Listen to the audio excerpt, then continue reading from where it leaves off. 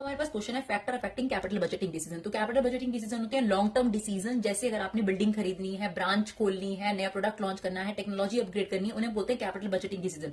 तो उनको लेते वक्त, पैसा इन्वेस्ट करते वक्त बहुत ध्यान देना होता है, क्योंकि ये रिस्की होते हैं, पैसा बहुत ज्यादा इन्वेस्ट होता है इसमें, इरिवर्सिबल डिसीजन होते हैं। तो इसमें तीन फैक्टर्स अफेक्ट करते हैं। सबसे पहले उस प्रोजेक्ट से होने वाला रेट ऑफ रिटर्न देखा जाएगा, जिसे आप आरओआई भी कह सकते हैं अकाउंटिंग रेशियो की टर्म्स में। फिर हम देखते हैं कैश फ्लो, कितना पैसा आ रहा है और पेमेंट जा रही है, cash flow of the project. तीसरा होता है इन्वेस्टमेंट क्राइटेरिया। इसमें कंपनी जो है कुछ टेक्निक्स का इस्तेमाल करती है, जैसे नेट प्रेजेंट वैल्यू, पे back period, internal rate of return, कुछ मैथमेटिकल टेक्निक्स का इस्तेमाल करती है और उससे जज करती है कि कौन से फैक्टर्स में, कौन से प्रोजेक्ट में आपको इन्वेस्ट करना चाहिए। फिर आपके पास दूसरा इंपॉर्टेंट डिसीजन होता है फाइनेंसिंग डिसीजन। उसको क्या फैक्टर अफेक्ट करते हैं? तो सबसे पहला होता है कैश फ्लो पोजीशन। अगर कंपनी की कैश फ्लो पोजीशन स्ट्रांग है तो डेट से पैसे लेना चाहिए, अदरवाइज इक्विटी से।